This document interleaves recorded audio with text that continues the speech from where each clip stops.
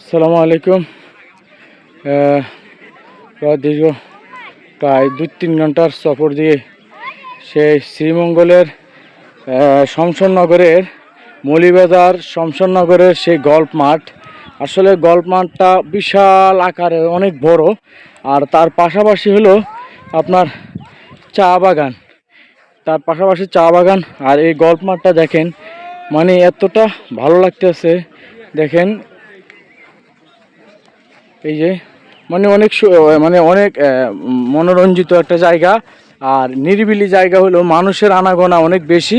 আসলে গল্ফ মাঠটা দেখার মতো। দেখেন আমরা আসলে অনেক দূর থেকে আসলাম, মানে এই যে দেখতে পাচ্ছেন গল্ফ মাঠটার। হ্যাঁ, এই যে দেখেন, আমি আপনাদেরকে দেখাচ্ছি গল্ফ মাঠটা।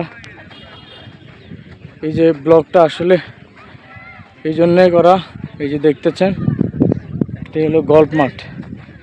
এই যে অনেক সুন্দর, দেখেন অনেক বড়, বিশাল বড়।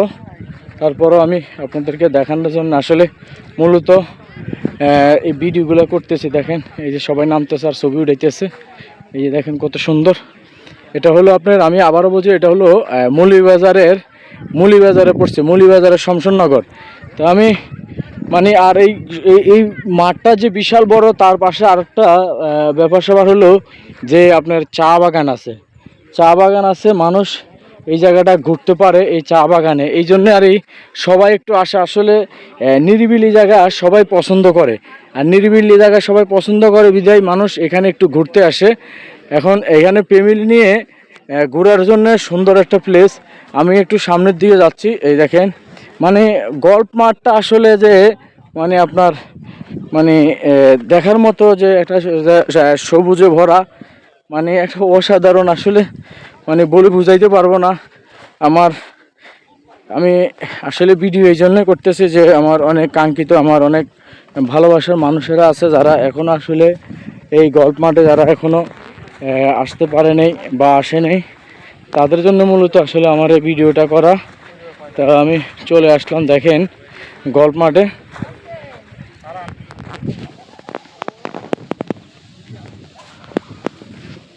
এই যে দেখেন গল্ফ মাঠে অনেক সুন্দর জায়গা, কিন্তু দেখেন মনে থাক,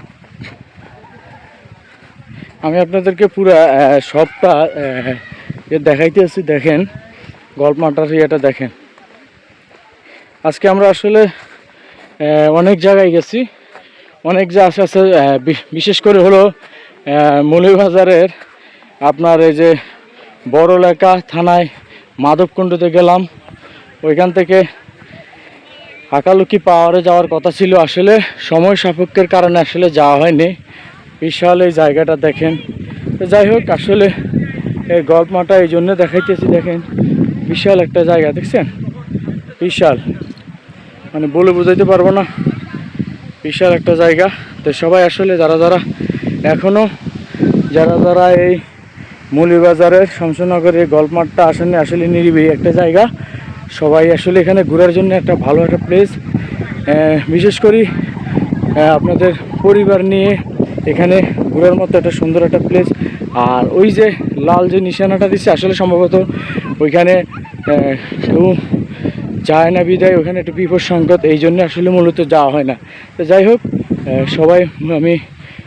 সবাই ভালো থাকেন, সুস্থ থাকেন। আল্লাহ হাফেজ।